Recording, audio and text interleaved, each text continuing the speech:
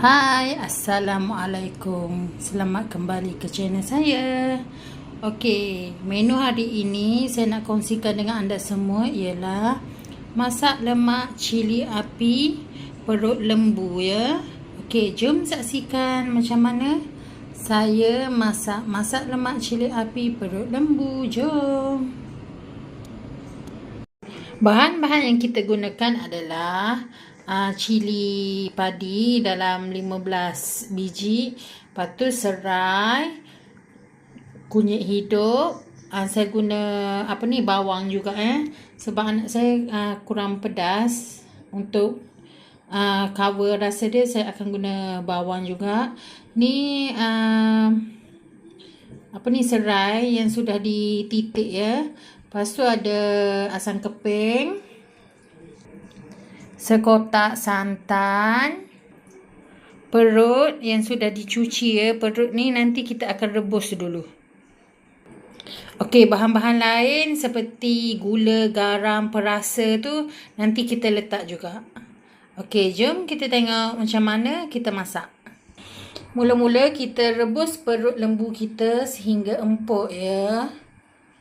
Sementara tunggu perut tu empuk, kita kisar dulu bahan kisar kasar kita bawang. Ni resepi saya ya. Setengah orang tak letak pun bawang ni.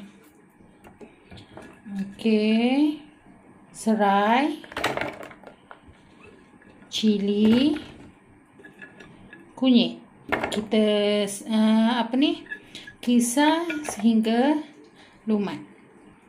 Okey, sekarang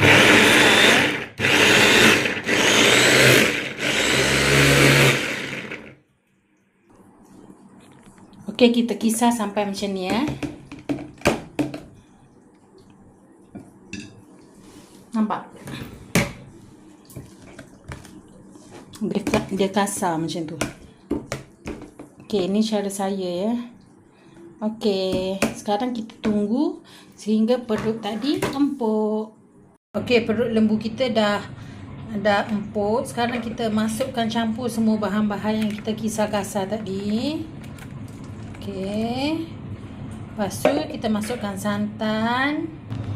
Okey, kita masukkan satu kotak santan kecil yang 200 ml. Okey. Boleh buka api.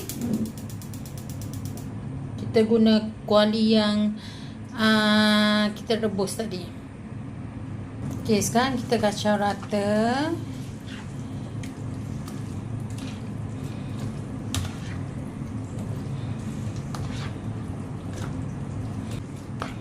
Saya kalau buat masak lemak ni kan, saya memang suka kisar kasar.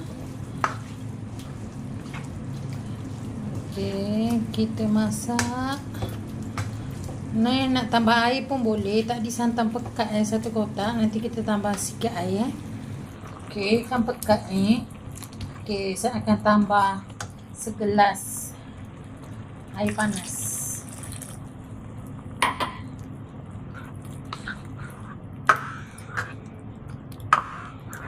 Itu asam keping, gula melaka, sedikit perasa, saya guna Maggi. Okey, kita kacau rata.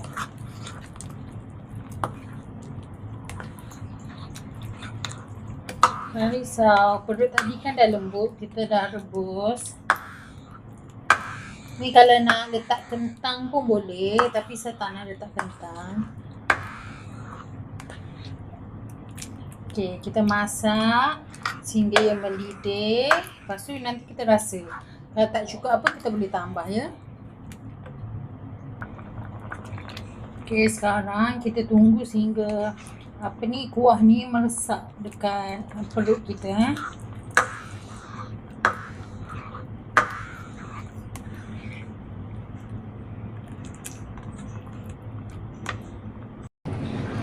Alhamdulillah. Masak lemak cili api perut lembu kita dah siap.